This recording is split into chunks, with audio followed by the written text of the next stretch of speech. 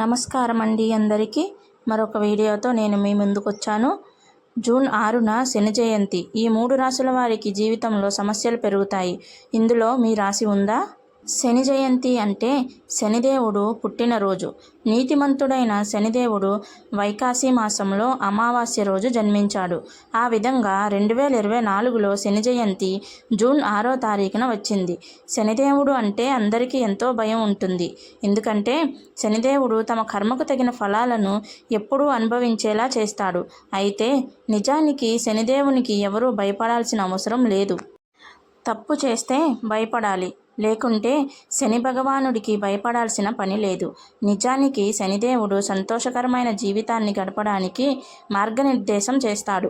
జ్యోతిష్య శాస్త్ర ప్రకారం గ్రహాలలో నెమ్మదిగా కదులుతున్న గ్రహం ఈ శని 2.5 సంవత్సరాల వరకు రాశిలో ఉంటాడు. ఈ సంవత్సరం శని జయంతి రోజున శనిదేవుడు తన మూల త్రికోణ రాశి అయిన కుంభరాశిలో సంచరిస్తాడు. ఈ కారణంగా కొన్ని రాశుల వారికి శనిదేవుని ప్రత్యేక అనుగ్రహం లభిస్తుంది.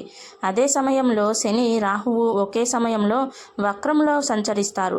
అలాగే కుజుడు సొంత రాశిలో ఉంటాడు.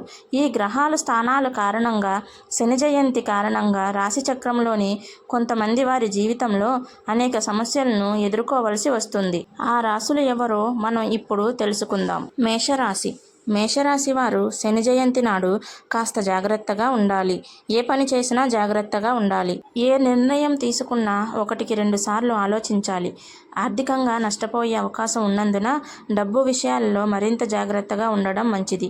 ప్రమాదం జరిగే అవకాశం ఉన్నందున డ్రైవింగ్ చేసేటప్పుడు జాగ్రత్తగా ఉండండి. ఉద్యోగస్తులు కార్యాలయంలో మంచి ఫలితాలు పొందలేరు. సింహరాశి వారికి శని జయంతి అంత మంచిది కాదు. పనిలో ఎటువంటి ప్రయోజనాలు పొందలేరు. కొందరికి ఆర్థిక నష్టాలు రావచ్చు. కొన్ని వాదనలలో మీరు పాల్గొనడం ద్వారా అనేక పనులకు అంతరాయం ఏర్పడుతుంది. ఈరోజు శత్రువుల సంఖ్య పెరుగుతుంది. ఆరోగ్యం బాగుండదు. ఇన్వెస్ట్ చేసే ప్లాన్ ఉంటే కొంతకాలం వాయిదా వేయాలి. కుటుంబ సభ్యులతో సమస్యలు రావచ్చు. జాగ్రత్తగా ఉండండి. వృశ్చిక రాశి. శని జయంతి నాడు వృశ్చిక రాశికి వివిధ సమస్యలు ఎదురు కావచ్చు. ఈ సమస్యలను విస్మరించి నిర్లక్ష్యం చేస్తే అతిపెద్ద సమస్యలకు దారితీస్తుంది.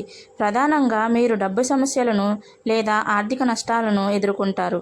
ఫలితాలు అనుకూలంగా ఉండకపోవచ్చు. కాబట్టి జాగ్రత్తగా ఉండండి. మీకు ఈ వీడియో నచ్చినట్లయితే లైక్ చేసి, షేర్ చేసి, సబ్స్క్రైబ్ చేసుకోండి.